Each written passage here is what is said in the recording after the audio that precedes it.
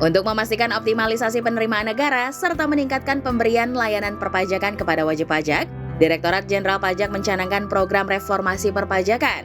Reformasi perpajakan menjadi sebuah proses berkelanjutan yang dilakukan untuk mewujudkan institusi perpajakan yang kuat, kredibel, dan akuntabel dengan berdasarkan pada perbaikan 5 pilar, yaitu organisasi, SDM, proses bisnis, teknologi informasi, basis data, dan regulasi.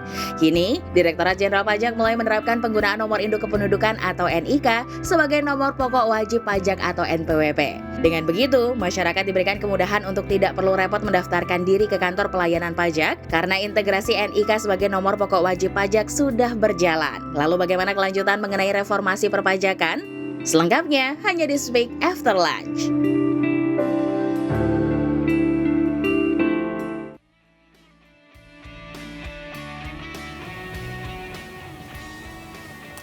Halo pemirsa, berjumpa lagi bersama dengan saya Kiki Cahya dalam Speak After Lunch. Saat ini sudah hadir di studio bersama dengan saya, Direktur Penyuluhan, Pelayanan dan Hubungan Masyarakat DJP, Ibu Dwi Astuti untuk membahas topik kita pada hari ini yaitu reformasi perpajakan dan NIK sebagai NPWP. Halo Ibu Dwi, apa kabar? Kabar baik, Mbak Kiki apa kabar? Baik juga Ibu, terima kasih sudah datang di Speak After Lunch. Terima kasih kembali. Kita akan membahas mengenai reformasi perpajakan dan NIK sebagai NPWP ya Bu ya. Ini yang banyak sekali digaungkan mengenai reformasi perpajakan. Nah, yang ingin kami tahu Bu, itu apa ya Bu ya tentang reformasi perpajakan? Ya, sebenarnya reformasi perpajakan ini adalah sebuah proses panjang yang saya pikir setiap organisasi pasti mengalami ya. Reformasi sendiri itu artinya bagi Direktorat Jenderal Pajak adalah terus mengembangkan diri menjadi ke arah yang lebih baik. Dan pastinya ini sebuah keniscayaan.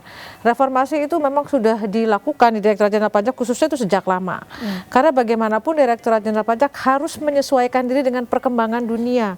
Dari sisi teknologinya, perkembangan ekonominya gitu. Kemudian perkembangan mungkin knowledge-nya. Karena kalau tidak ya Direktorat Jenderal Pajak akan ketinggalan. Gitu. Nah, kami sendiri menandai bahwa reformasi yang signifikan di Direktorat Jenderal Pajak itu sudah dilakukan sejak tahun 83 dan terus berlanjut sampai sekarang. Baik, nah sekarang ini berarti sudah reformasi jilid yang ketiga.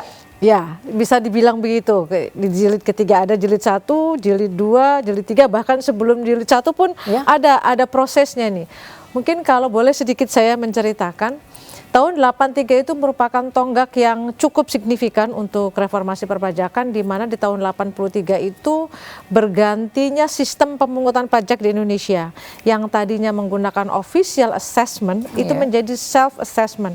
Official assessment itu apa? Yaitu wajib pajak itu ditentukan, oh Anda harus bayar pajak sekian gitu, terhutangnya sekian. Tapi dengan official assessment itu wajib pajak diberikan keleluasaan untuk menghitung, melaporkan dan membayar sendiri berapa sih kewajiban perpajakan saya gitu. Dan kemudian di tahun 83 juga diperkenalkan mulai diperkenalkannya pajak penghasilan, pajak pertambahan nilai, PBB gitu ya yang sampai sekarang kemudian masih ada. Setelah itu pada periode berikutnya beberapa kali melakukan di amandemen, kemudian di reform jilid 1 nih, itu di tahun 2020 gitu ya, itu dimulai secara organisasi maupun secara substansi itu juga dilakukan perubahan yang cukup signifikan. Tahun 2020 itu kita mengumpulkan wajib pajak prominent yang ada di seluruh Indonesia, kemudian digabung satu di bawah satu kanwil yang disebut kanwil wajib pajak besar. Nah ini mungkin sekarang dan sampai sekarang juga masih dipertahankan karena kita memberikan pelayanan yang lebih baik lah kepada para penentu penerimaan ini, karena kan bagaimanapun sekarang ini 75% APBN kan dari pajak. Betul. Nah tentunya kami harus terus mengembangkan diri dan memperbaiki diri. Di tahun 2020 juga diperkenalkan ada yang namanya sistem pengawasan dengan dilakukan oleh account representatif. Nah, account representatif ini di-assign, dia harus melakukan pengawasan berapa wajib pajak. Tujuannya apa? Tujuannya untuk memberikan memberikan pelayanan yang lebih baik.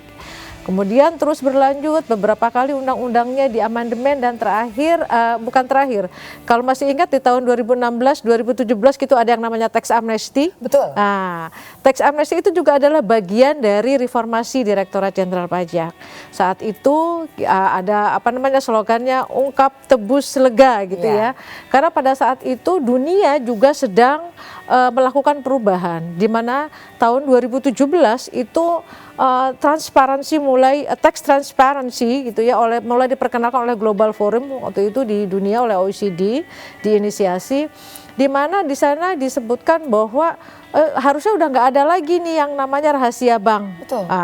Nah, kalau Indonesia mau masuk ke dalam pergaulan dalam tanda kutip dunia internasional itu, karena dengan tax transparency ini setiap negara itu yang artinya yang tergabung dalam Global Forum itu wajib bertukar informasi. Kalau Indonesia tetap mempertahankan adanya kerahasiaan bank pada saat itu, Indonesia nanti hanya punya kewajiban untuk memberikan data tanpa menerima. Nah, rugi dong buat Indonesia. Betul. Ya, buat perkembangan ekonomi di Indonesia. Nah, oleh karena itu, akhirnya kita juga mempunyai Undang-Undang nomor 7 tahun 2017 tentang ketiadaan rahasia bank ini gitu ya, yang sekarang juga masih berlanjut, dan ini juga sebagai salah satu respons sebetulnya memberikan pelayanan yang juga lebih baik kepada para stakeholder. Nah, kemudian ini berlanjut, periode itu disebut juga dengan reformasi administrasi perpajakan gitu ya, modernisasi administrasi perpajakan. Nah, kemudian terus berlanjut tahun 2021 yang lalu kita punya undang-undang harmonisasi peraturan perpajakan, itu juga tonggak sejarah yang cukup signifikan sebetulnya. Di bidang PPh misalnya kita memberikan bracket, memperkenalkan bracket yang baru, yang sekarang ini yang tadinya yang paling rendah 10% ya itu sampai dengan 50 juta, sekarang menjadi 60 juta. Kemudian di sisi lain kita juga mengintroduce kalau PTKP tadinya hanya untuk orang pribadi, sekarang badan UMKM juga kita berikan threshold tidak dikenakan pajak sampai dengan 500 juta. Ya, di satu sisi PPh-nya, di sisi lain PPN-nya kita naikkan sedikit menjadi 11%, yang tadinya 10 menjadi 11%.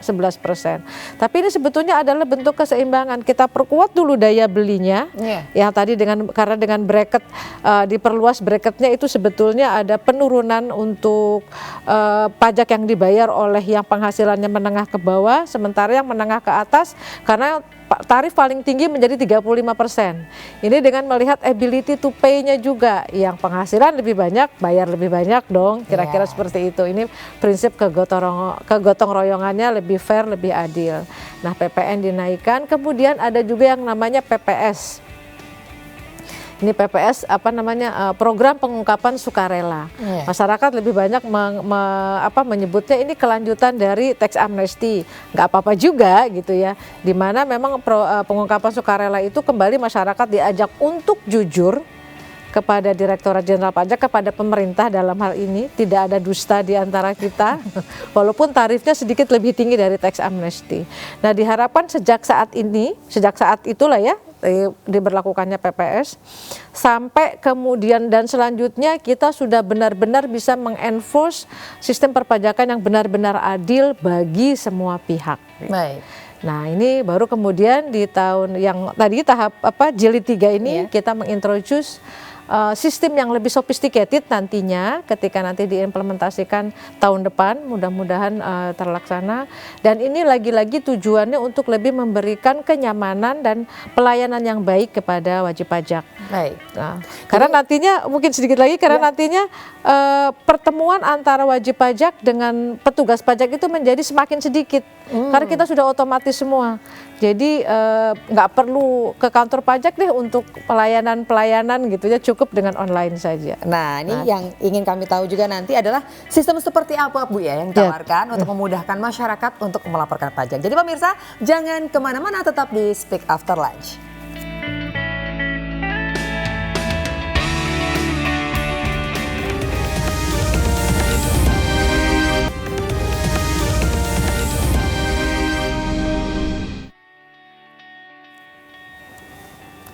Kembali lagi bersama dengan saya Kiki Cahya dalam Speak After Lunch, dan kita masih membahas mengenai tema kita pada hari ini, yaitu reformasi perpajakan dan NIK sebagai NPWP. Ibu Dwi, tadi kita sudah membahas sedikit ya mengenai sistem apa yang ditawarkan untuk memudahkan pelaporan wajib pajak. Itu sistem apa ya Bu ya? Mungkin sebelum kita bergerak ke sistem tadi yang namanya Cortex, sebetulnya saya ingin menjelaskan sedikit terkait dengan sebetulnya apa sih yang menjadi pilar dari reform kita yang terutama yang terakhir nih yang jilid 3. Jadi ada 5 pilar sebetulnya. Yang pertama adalah organisasi dan SDM. Ini organisasi dan SDM kita sudah lakukan dengan menambah 38 kantor pajak madya. Ini juga untuk memberikan pelayanan kepada stakeholder. Kemudian yang dari sisi SDM-nya kita ada yang namanya sekarang fungsionalisasi. Jadi ada selain fungsional untuk auditor, ada juga tenaga penyuluh. Nah, yang ketiga ini terkait dengan IT IT gitu ya, dan yang keempat terkait dengan database, yang kelima terkait dengan regulasi. Tadi regulasi sudah saya jelaskan dengan Undang-Undang HPP. Nah, sekarang yang terkait IT dan database. Nah, disinilah sebetulnya Cortex itu berada. Jadi Cortex ini adalah sebetulnya kalau dalam bahasa Indonesia adalah pembaruan sistem inti administrasi perpajakan. Orang sebelumnya menyebutnya PSIAP gitu dalam bahasa Indonesianya. Pembaruan sistem inti administrasi perpajakan, oleh karena itu lebih enaknya disebutnya Cortex gitu ya.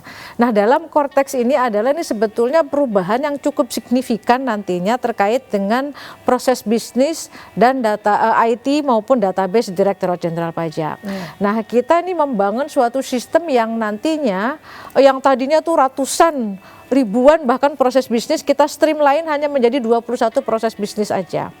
Dan dengan 10 business direction diantaranya itu apa? Digitalisasi, streamline tadi seperti yang saya katakan, terintegrasi berdasarkan customer centric, artinya berdasarkan customer based experience. Jadi kita melihat sebetulnya needs-nya stakeholder ini seperti apa sih?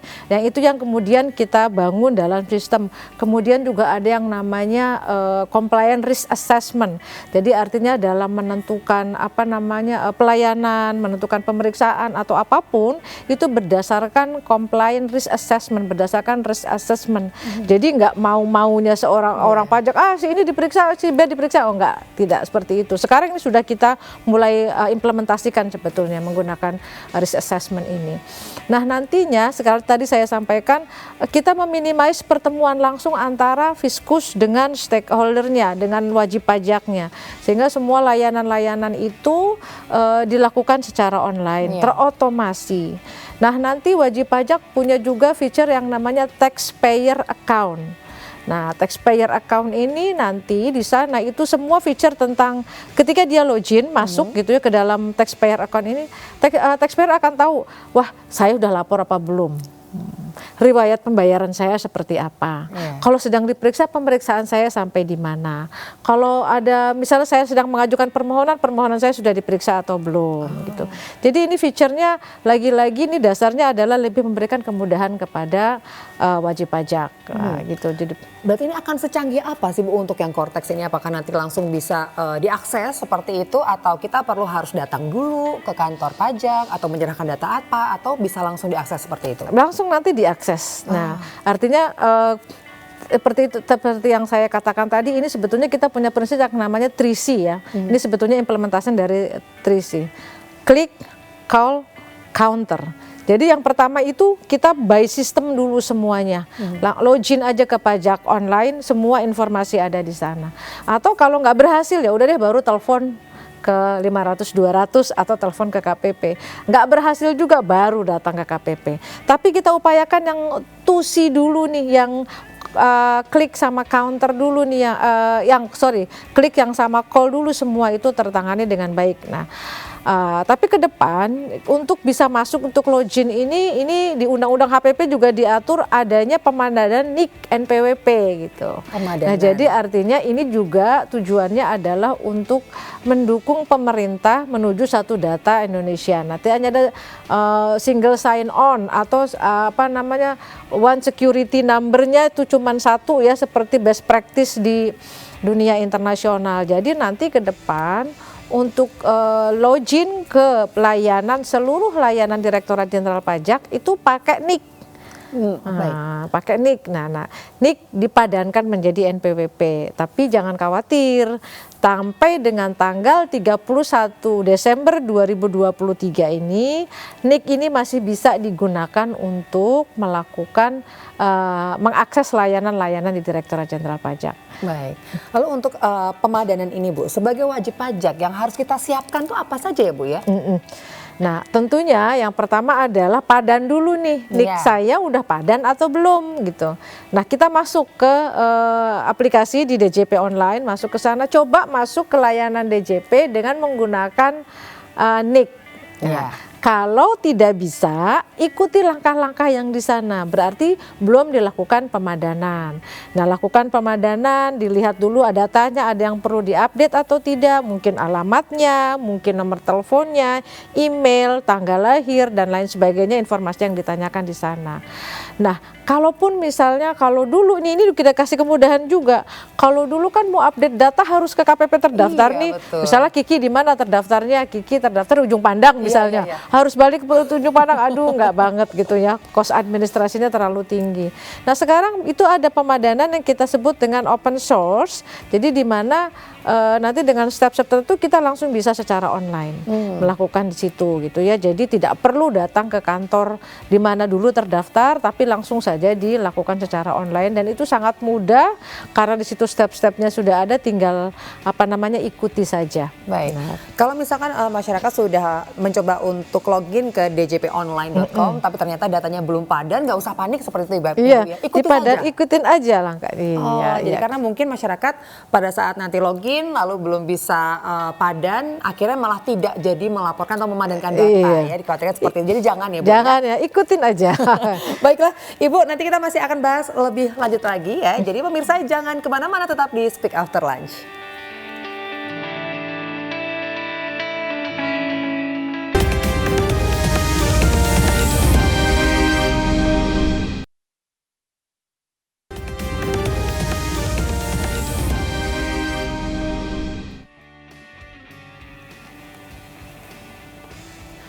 Kembali lagi di Speak After Lunch dan saya masih bersama dengan Direktur Penyuluhan Pelayanan dan Hubungan Masyarakat DJP, Ibu Dwi Astuti, dan masih membahas topik kita hari ini mengenai reformasi perpajakan dan NIK sebagai NPWP. Ibu Dwi, sampai saat ini sudah berapa Bu data yang padan dari masyarakat antara NIK dengan NPWP-nya? Dari 71 juta yang harus padan, saat ini sudah sekitar kurang lebih 58 juta, jadi sudah sekitar 82%. Masih ada 13 juta lagi yang perlu dipadankan. Ini targetnya sampai akhir tahun? Sampai akhir tahun. Kalau misalkan masyarakat datanya masih belum padan nih Bu, sampai akhir tahun, apakah masih akan diberikan kelonggaran waktu atau akan seperti apa nantinya? Nah, ini yang diatur dalam Undang-Undang HPP sebetulnya, bahwa pemadanan NIK NPWP itu diatur memang paling lambat sampai dengan tanggal 31 Desember tahun 2023. Artinya teman-teman wajib pajak masih punya waktu beberapa bulan lagi untuk segera melakukan pemadanan. Kalau kami menghimbau untuk segera melakukan pemadanan, kita masih punya beberapa waktu lagi, dan karena undang-undangnya bilang sampai tanggal 31 Desember nih gitu. Nah, ini yang mungkin pada kesempatan ini saya harapkan teman-teman itu segera melakukan pemadanan. Karena kalau dari sisi DJP ini tidak sulit. Artinya masuk saja ke DJP online, cari di sana menu pemadanan NIK NPWP, ikuti langkah-langkahnya, dan selesai sepanjang ya katakanlah data yang untuk DJP ini yang memang perlu dipadankan itu datanya kemudian valid ya. Nah, kalau ternyata datanya data KTP-nya yang salah nih, nah NIK-nya yang salah, berarti kan NIK-nya harus dibetulkan. Nah, ini mungkin pada kesempatan ini saya juga menghimbau teman-teman wajib pajak untuk juga mengakses layanan Dukcapil untuk memperbaiki gitu, sehingga kemudian antara NIK dengan NPWP ini bisa dipadankan.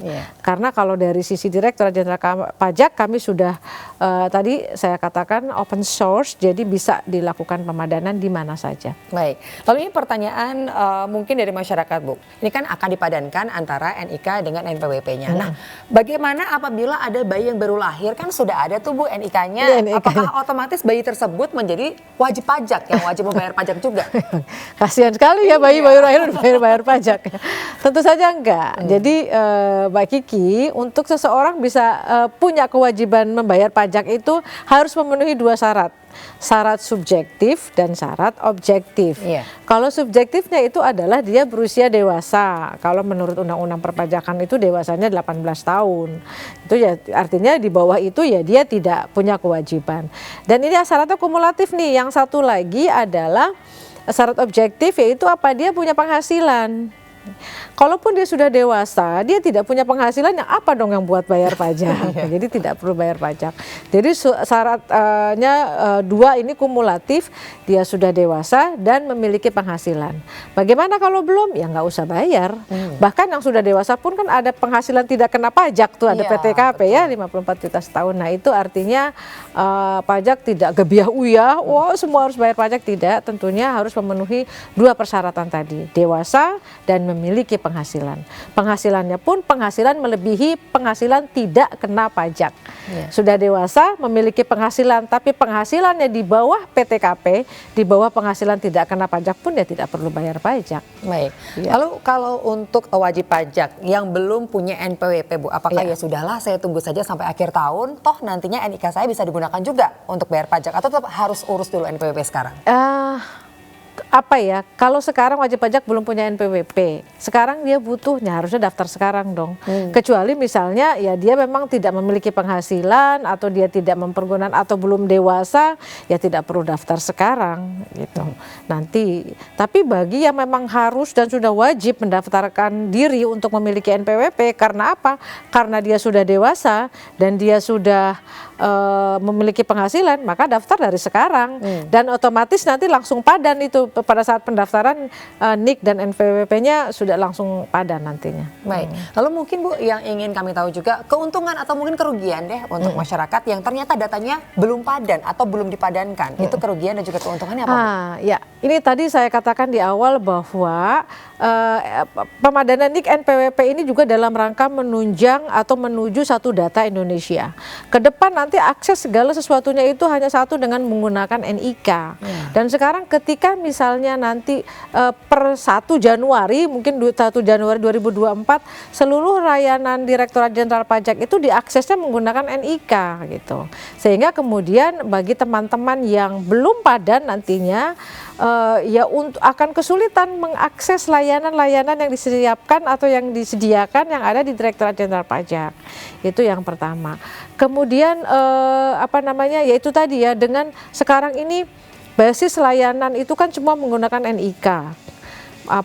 Mungkin layanan ke pemerintah daerah, ke kepolisian dan lain sebagainya itu kan menggunakan NIK.